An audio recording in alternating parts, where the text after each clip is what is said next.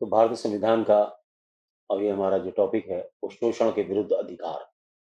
शोषण के विरुद्ध मूल अधिकार का ये टॉपिक हम आज स्टडी करेंगे। संविधान कॉन्स्टिट्यूशन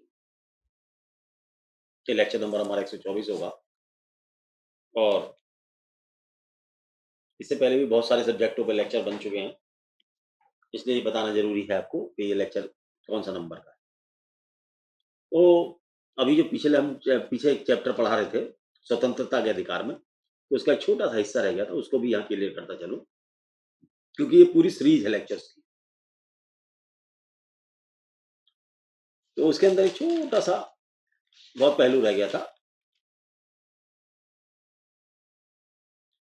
बंदीकरण एवं निरोध के विषय में सांविधिक संरक्षण।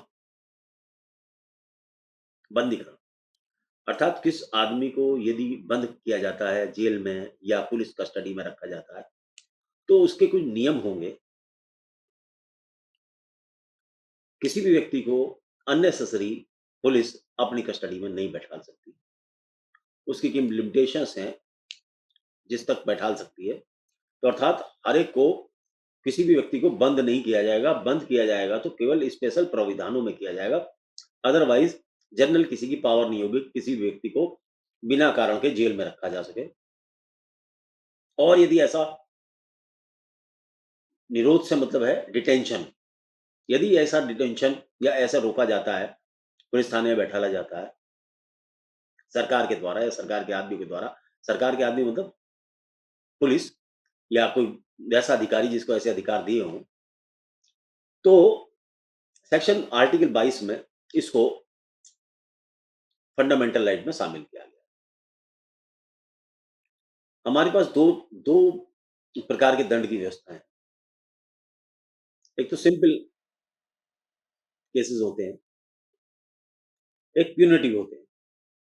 ये तो सिंपल केसेस होते हैं जिसके अंदर हम किसी को, जैसे आईपीसी के तहत के अपराध हैं या और अन्य अपराध हैं, वो करता है तो एक लिमिटेशन तक हम उसको जेल में रखते हैं। कुछ ऐसे को तो पुनेटिव होते हैं कि जैसे टाटा पोटा, जिनमें हम 6-6 महीने तक, साल भर तक ऑफिशियल सिगरेट एक्ट वगैरह या टाटा पोटा, इस तरीके के सीरियस ऑफेंसेस होते हैं। तो वहाँ प्यूनिटिव भी है, निवारक अधिनियम के, वो इसको जेल में रखना ज्यादा देर तक जरूरी है या कस्टडी में रखना जरूरी है ज्यादा। तो इन दो नियमों के तहत हम किसी को अरेस्ट कर सकते हैं और उसे डिटेन कर सकते हैं। लेकिन सरकार ने इसके संबंध में, संविधान ने ये लोगों के फंडामेंटल अधिकार दिए हैं कि भाई उन्हें बिना कारण के बंद नहीं किया जाएगा और जेलों में नहीं ठूसा जाएगा। वो क्या है, इसके ऊपर थोड़ा सा एग्जाम्पल देके क्लियर करता हूं आपको। एक, अगर सीआरपीसी आपको भी पढ़ेंगे, भारतीय नागरिक सुरक्षा अधिनियम, अभी नया आया है, वैसे इससे पहले ये क्रिमिनल प्रोसीजर कोड के बारे कहलाता था। तो उसमें एक जर्नल नियम है ये, पुलिस जिस व्यक्ति को पकड़ेगी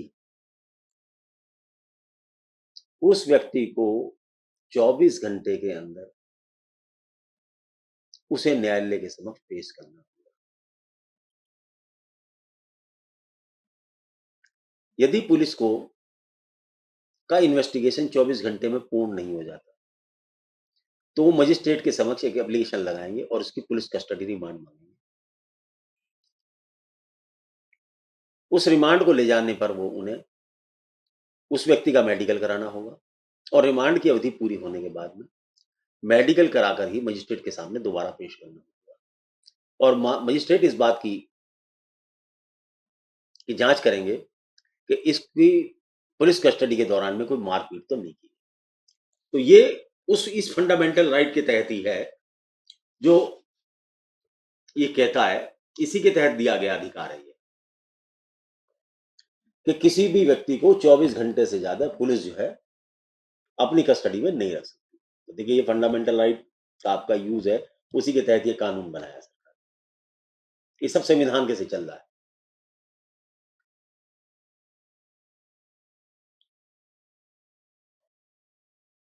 पुलिस पहले क्या करती थी, गिरफ्तार कर लिया और आदमी को कारण नहीं बताते थे। तो सर्वोच्चतम न्यायालय में कुछ लोग गए, उन्होंने नियम पारित कराया कि this is a fundamental right under section 22 that police should inform regarding reason of arrest and grounds of arrest. तो उसके तहत ये नियम दिया गया कि नहीं भाई, आपको बताना पड़ेगा। आप किसी को अरेस्ट कर रहे हैं, उसके फंडामेंटल राइट इन्फ्रिंज हो रहे हैं, आप उसको बताएं कि क्यों अरेस्ट कर रहे हैं, आपको क्या कारण है, what is the reason behind it for the your arrest और डिटेंशन। तो ये एक्ट ये कहता है, ये संविधान ये कहता है कि नहीं, आप किसी की भी लिबर्टी कर्टेल करेंगे तो आप उसको कारण बताना होगा कि किस कारण से कर रहे हैं। आपने देखा होगा कई बार पुलिस जो है चाचा कोई घटना होती है मोहल्ले में तो सारे परिवार को उठा के ले जाती है। तो लेजिस्लेचर को ये पता था, संविधान निर्माताओं को,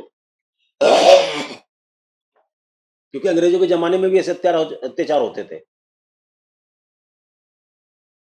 तो उन्हें पता था। तो उसीलिए उन्होंने रखा कि निर्दोषों को उठा उठा के जबरदस्ती बंद ना किया जाए,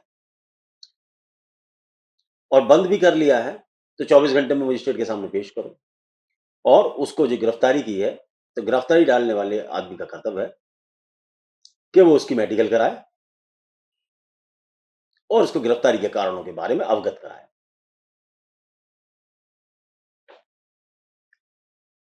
इसी के तहत एक और दिया, पहले आपने देखा होगा कि मुल्जिम को वकील से नहीं मिलने दिया जाता था। अगर थाने मिलने जाओ, थाने में कहो जाके भाई सर हमारे ऐसे ऐसे आदमी पकड़ा गया, तो वो कहते हैं वकील साहब तुम्हारा जो काम जो है वो कोर्ट में है, यहाँ नहीं है हमारे थाने में, हमारा आपके थाने में कोई नहीं। लेकिन अब ऐसा नहीं, अगर आदमी पुलिस कस्टडी में भी है तो भी उसके एडवोकेट को उससे मिलने का अधिकार है। वो पूछ सकता है कि क्या कारण से अरेस्ट किया गया है, क्यों किया गया है, और उसको 5-10 मिनट बाद कराई जा सकती है। और अब तो कोर्ट भी में भी एप्लीकेशन लगा के आप इस परमिशन को मांग सकते हैं। तो ये राइट्स एडवोकेट से मिलने का मुल्जिम को भी दिया गया।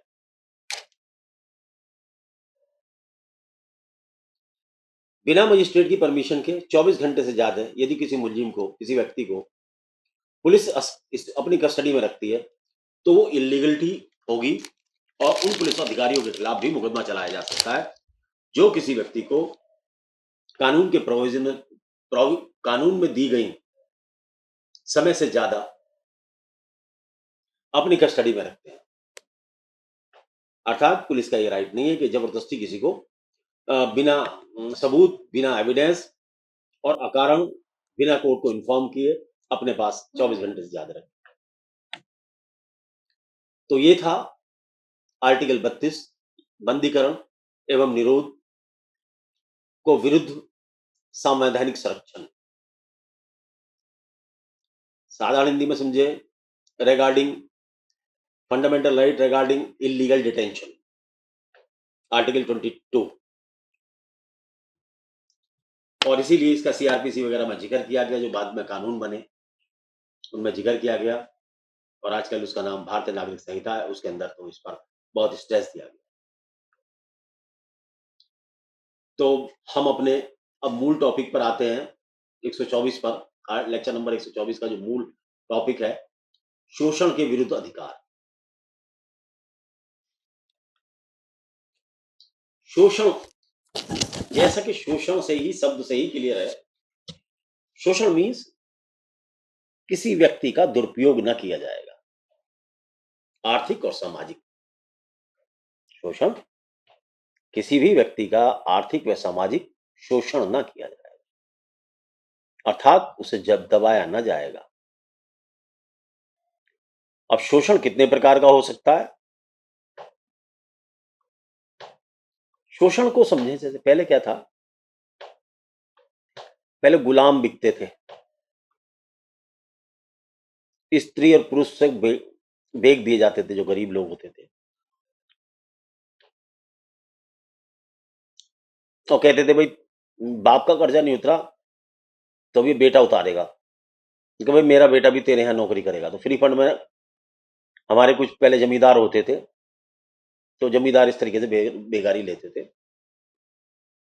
और ये प्रथा इंडिया में ही नहीं थी, बल्कि पूरे विश्व में प्रचलित थी।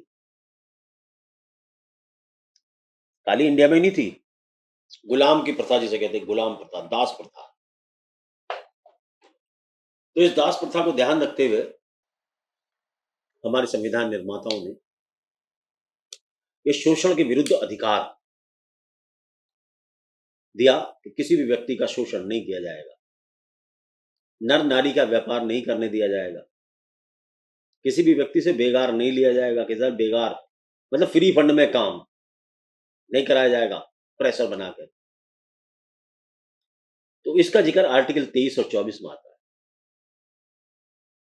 तो शोषण के विरुद्ध का जो अधिकार है वो आर्टिकल 23 से स्टार्ट हो। ये क्या कहता है, जरा सा आप इसे समझें, समझने की कोशिश करें कि ये आपसे और हमसे कहना क्या चाहता है, ये अधिकार हमसे क्या कहना चाहता है।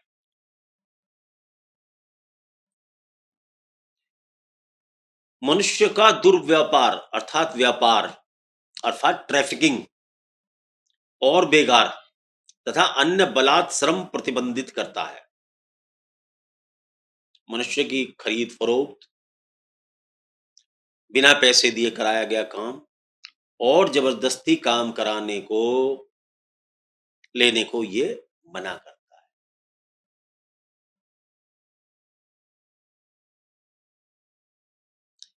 ये फंडामेंटल राइट किसी भी व्यक्ति को, आर्टिकल नंबर 23, किसी भी आदमी को यह अधिकार नहीं है कि किसी भी मनुष्य का दुर्व्यापार करे अर्थात खरीद फरोख्त के मामले करे या उससे बेगार काम लेवे।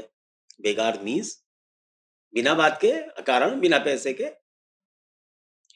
या जबरदस्ती काम कराए, ये नहीं करा सकता। ये बात न केवल राज्य के विरुद्ध संरक्षण प्रदान करती है बल्कि प्राइवेट व्यक्ति के विरुद्ध भी संरक्षण प्रदान करता है। ये जो बात है, ये नहीं कि राज्य, ये सरकार के लिए तो निर्देश है ही, सरकार के लिए तो मूल अधिकार है ही कि सरकार तो बिना फ्री फंड के काम कराएगी कराएगी नहीं। लेकिन समाज में जो जो कुछ ठेकेदार बनते हैं जातिवाद और संप्रदायवाद के और अमीरी की ढोंग करने वाले और ऊंच नीच की विचारधाराओं के परिपाटी चलाने वाले या अपने को अपर कास्ट समझने वाले या इस बात के कट्टरपंथ विचार वाले कि हम upper caste and lower caste वालों से काम कराएंगे, गरीबों से काम कराएंगे। यहाँ अपर कास्ट में जातिवाद सही नहीं है कि गरीब है कोई आदमी मोहल्ले का तो नहीं तू हमारे सारे काम करेगा करेगा। यहाँ किसी भी व्यक्ति से किसी जाति संप्रदाय की बात ही नहीं है अभी, और बरादरी की बात नहीं है। तो ऐसा संरक्षण प्रदान किया जाएगा, किसी प्राइवेट व्यक्ति को भी ऐसा शोषण नहीं करना। तो यह आर्टिकल 23 शोषण के विरुद्ध अधिकार की बात करता है। अंकुश, इससे क्या फायदा हुआ, इस अधिकार को लाने से समाज में क्या फायदा हुआ, जरा देखें। स्त्री की ट्रैफिकिंग थी, वैश्य औरतों को वैश्यावृत्ति के लिए लाया जाता था, उनकी खरीद फरोख्त की जाती थी, उस पर अंकुश लगा। इससे ये प्रोहिबिटेड कर दिया। अगर किसी वैश्यालय पर इस तरीके की लड़कियां खरीद फरोख्त के लाई गई, पकड़ी जाएं, तो उन्हें ऑफेंस बनाया गया। अगर आप कभी पढ़े तो इंडियन पिनल कोड, जो भारतीय दंड संहिता, नागरिक संहिता के नाम से भी जिसका है कहा अभी बनाई है 2023 में, उसमें भी जिक्र आया है कि human trafficking is prohibited, offence declare किया। पहले भी था आईपीसी में। इमोरल ट्रैफिक एक्ट देखें आप, उसके अंदर औरतों की खरीद फरोख्त, ब्रोथल हाउस चलाना, उनका पैसा कमाना, उन्हें बेचना, खरीद फरोख्त करना, उसमें भी ऑफेंस बनाया गया। तो ये सारी बातें संविधान में होने से ही कानून में लाई गई। तो इसको प्रोहिबिट करता है हमारा संविधान। कोई व्यक्ति या सरकार किसी भी व्यक्ति से बेगार नहीं ले सकता। एक दास प्रथा थी, इस दास प्रथा को भी इस एक्ट, इस कॉन्स्टिट्यूशन ऑफ इंडिया द्वारा, हमारे कॉन्स्टिट्यूशन ऑफ इंडिया द्वारा दूर किया गया। आप किसी को दास नहीं बना सकते, किसी व्यक्ति को खरीद नहीं सकते आप। खरीदना, किसी व्यक्ति को खरीदना जर खरीद गुलाम बनाना अपराध है।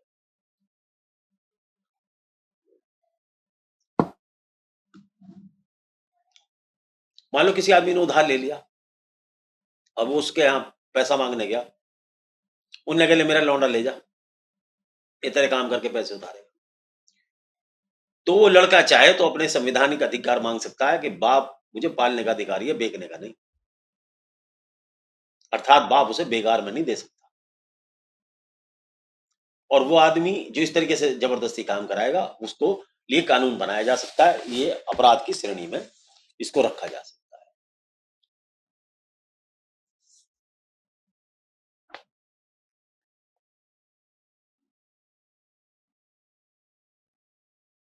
इसमें आर्टिकल 35 मनुष्य के क्रय विक्रय पर रोक लगाने के लिए संसद को कानून बनाने की शक्ति प्रदान करता है। इस आर्टिकल की कंप्लायंस के लिए संसद को आर्टिकल नंबर 35 ये पावर देता है कि यदि इस तरीके की खरीद फरोख्त, दास प्रथा वगैरह या इस तरीके के आदमी की खरीद फरोख्त होती है तो इस पर वो अंकुश लगा सकती है। अर्थात संसद ऐसे नियम बना सकती है आर्टिकल 35 के तहत। तो शोषण के अधिकार, शोषण को रोकने के लिए कितना प्रयत्न किया गया, अभी थोड़ा और है भी।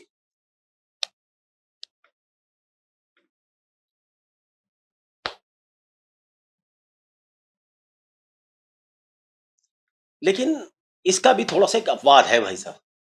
आर्टिकल 23(2) इसका एक अपवाद भी है।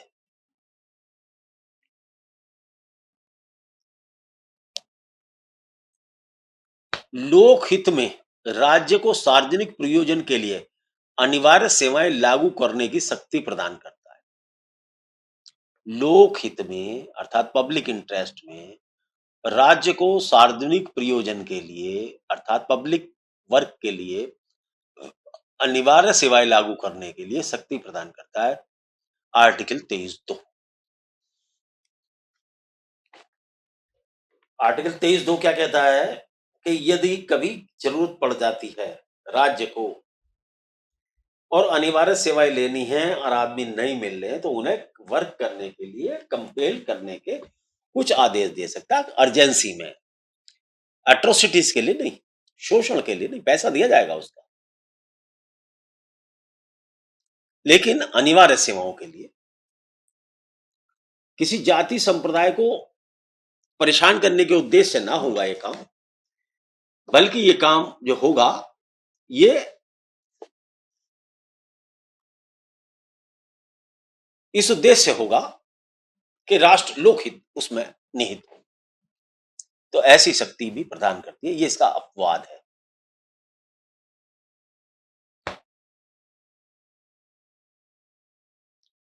आर्टिकल 24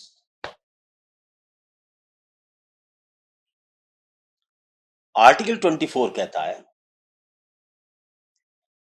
जो बच्चे हैं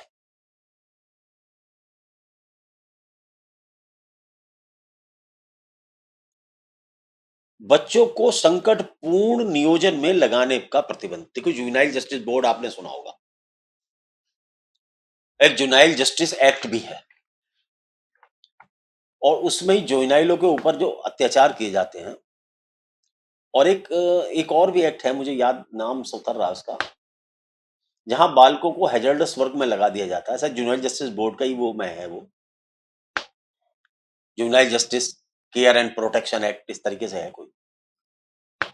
तो वहां अगर किसी फैक्ट्री में कोई बच्चा काम करता हुआ मिलता है और वो ऐसी है जो हैजर्डस है, उसके स्वास्थ्य के लिए हानिकारक है,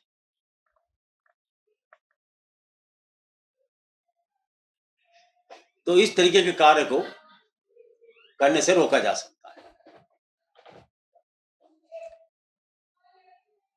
तो बालकों को, बच्चों को संकटपूर्ण कारखानों में, नौकरियों पर नहीं रखा जाएगा और ये इसका निषेध करता है। और इसी के लिए जुवेनाइल जस्टिस बोर्ड बनाए गए और इसमें यही कहा गया आर्टिकल के अंदर, 14 वर्ष से कम के बच्चों के को किसी भी कारखाने या खान अथवा किसी अन्य जोखिम भरे कार्यों में लगाने का प्रतिषेध करता है। ये आर्टिकल क्या कहता है कि 14 वर्ष से कम के बच्चों को किसी कारखाने में नहीं लगाया जाएगा, उससे कारखाने में काम नहीं कराया जाएगा। अब एक्ट की, जब मैं एक्ट कहता हूं, देखो हमें कई बार कॉन्स्टिट्यूशन दिमाग से रहता है, तो एक्ट से मतलब यहाँ ये हमारा संविधान से बात चल रही है। तो ये आर्टिकल 24 कहता है कि आप 14 वर्ष से कम के बच्चे को किसी कारखाने में नहीं लगाएंगे, ना ही किसी खान के अंदर घुसेड़ेंगे। खान, खान समझते हैं, जहां से कोयला निकलता है, चांदी सोना हीरे जवाहरात पन्ने निकलते हैं, ऐसी खान माइनिंग वर्क में नहीं लगाएंगे आप। ये अपराध है, या इसके संबंध में अपराध बन सॉरी कानून बनाए जा सकते हैं। लेकिन जैसा जुवेनाइल जस्टिस बोर्ड है, इसका उद्देश्य बच्चों के स्वास्थ्य की सुरक्षा करना है और बच्चों को का शोषण से रोकना है। अर्थात बच्चों को गरिमापूर्ण तरीके से जीने के अधिकार से वंचित नहीं किया जा सकता। तो बच्चों के इस फंडामेंटल राइट को भी कानून ने प्रोटेक्ट करने का काम किया है, अर्थात हमारे संविधान ने ये प्रोटेक्शन प्रदान की है। तो ये आपका था बच्चों के प्रति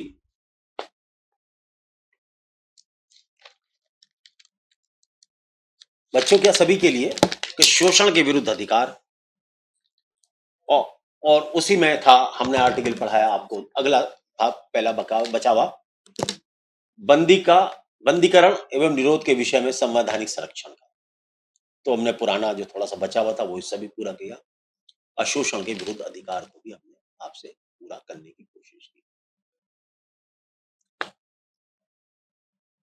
दोबारा एक बार रिपीट कर देता हूं आपको, आपके आसानी हो जाएगी।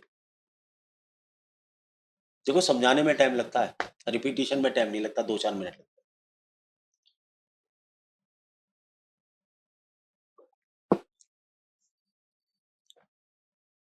आर्टिकल 22 स्वतंत्रता से संबंधित जब अधिकार हम पढ़ा रहे थे, तो उसमें आर्टिकल 22 ये, किसी भी व्यक्ति को, निर्दोष को अकारण पुलिस या कोई भी सरकार जबरदस्ती निरुद्ध नहीं करेगी। अर्थात 24 घंटे के अंतर्गत उसे गिरफ्तार करने के कारण बताए जाएंगे, मजिस्ट्रेट के सामने पेश करना पड़ेगा, और बिना मजिस्ट्रेट की अनुमति के 24 घंटे से ज्यादा किसी व्यक्ति को नहीं रखा जाता। ये इलीगल हुआ, ये स्वतंत्रता से संबंधित अधिकार जो 22 में आया था। जो शोषण के विरुद्ध अधिकार 23 में 24 में डिस्कशन किया जाता है दोस्तों। 23 के अंदर मानव का कोई व्यापार बेगार नहीं कराई जा सकती, उससे बलात्श्रम नहीं लिया जा सकता, स्त्रियों का व्यापार नहीं किया जा सकता, दास प्रथा नहीं हो सकती, बेगार नहीं हो सकता, मनुष्य का क्रय विक्रय नहीं किया जाएगा। आर्टिकल 35 में राज्य को पावर है कि इस संबंध में कानून बनाए, ऐसे अपराधियों को रोके। आर्टिकल 23(2) में ये कहा गया है, हाँ यदि सरकार चाहे लोक हित में कोई काम जरूरी है, उसके लिए थोड़ी सी सख्ती कर सकती है, लेकिन उसका उद्देश्य पैसा देना होगा, पैसा दे के श्रम कराना होगा, या कोई अनिवार्य प्रयोजन या सेवा की आवश्यकता हो तब की बात है, अदरवाइज ऐसी बात नहीं है। ये इसमें अंकुश लगाने की बात करती है। आर्टिकल 24 ये बात करता है कि बालकों को संकटपूर्ण नियोजनों में, कार्यों में नहीं लगाया जाएगा, खानों में नहीं घुसेड़ा जाएगा। 14 वर्ष से कम के बालक को खानों में और कारखानों में, जोखिम भरे कार्यों में, हैजर्डस में, जिसका जहां उनकी लाइफ को नुकसान हो, जहां उनके फेफड़ों में गंदी गैस चली जाए, ऐसी जगह पर उसे नहीं लगाया जाएगा, उसका नियोजन नहीं किया जाएगा, और बच्चों के स्वास्थ्य की रक्षा की जाएगी, और उनकी स्वतंत्रता का सम्मान किया जाएगा, और उनको गरिमापूर्ण जीवन जीने का अधिकार। देखो रिपीटिशन कितनी जल्दी हो जाता है, 1 मिनट में लगता है रिपीटिशन में, समझाने में टाइम लगता है। देखिए धीरे धीरे करके हम आपको, सबसे बड़ा चैप्टर है, सबसे बड़ा टॉपिक है, आप ध्यान रखना। ये फंडामेंटल राइट का। इस फंडामेंटल राइट के एक एक टॉपिक को यदि हम आपको बताने लगे हैं तो कम से कम ये कई घंटे लेगा। 2 घंटे में भी एक फंडामेंटल राइट खत्म नहीं हो सकता, लेकिन हम सिर्फ आपको एग्जामिनेशन प्रिपरेशन के उद्देश्य से बताते हैं, क्योंकि वैसे वरना सुप्रीम कोर्ट की एक एक साइटेशन भी अगर मैं आपको बताऊं, तो सैकड़ों साइटेशन है सुप्रीम कोर्ट की, सर्वोच्च न्यायालय की, तो बहुत टाइम लगेगा उसमें, नहीं हो सकता कवर आपको। ये सिर्फ आपको अब दिमाग में ये बैठा देना है कि ये संविधान को जब आप पढ़ लें तो आपके दिमाग में संविधान सेट हो जाए। फिर जब आदमी प्रैक्टिस करता है तो फिर स्टडी का बहुत टाइम मिलता है। एजुकेशन लाइफ में तो बहुत टाइम कम मिलता है आपको, और जब वकालत करने लगेंगे तो सारा टाइम आपके पास ही है। आप खूब फाइल की तैयारी करें, एक एक सेक्शन, एक एक आर्टिकल को बेर बेर पढ़ें, बेर बेर पढ़ें, उसके ऊपर सुप्रीम कोर्ट पढ़ें, सब पढ़ें। तो आज हमारा ये जो चैप्टर था शोषण के विरुद्ध अधिकार, ये खत्म होता है। और अब इसके बाद में स्वतंत्रता से संबंधित अभी कम से कम मूल अधिकार अभी और रह गए हैं। अभी मूल अधिकार कम से कम 2-3 मूल अधिकार अभी बाकी रह गए हैं। उसके बाद फिर राज्य के नीति निर्देशक तत्व चालू होंगे, राज्य के नीति के निदेशक तत्व। तो अभी 2-3 टॉपिक बनाने के बाद में वो चैप्टर चालू किया जाएगा। ठीक है, आज के लिए नमस्कार। आज के लिए इतना ही आप सफिशिएंट समझें। और उसके बाद नीति निर्देशक तत्व के बाद कुछ नहीं रह जाएगा, बहुत छोटा। फिर राष्ट्रपति की पावर और शक्तियां, और राज्य के कर्तव्य, और संविधान, और उच्चतम न्यायालय। उसके बाद ये संविधान का आपका बहुत जल्दी खत्म हो जाएगा, ज्यादा नहीं है रह गया है। एक बार आपको मूल अधिकार समझ में आ गए ना, फिर तो बाकी तो इजी है, कुछ नहीं है। मूल अधिकार एक बार आपके दिमाग में बैठ जाने चाहिए। ठीक है, नमस्कार, जय हिंद।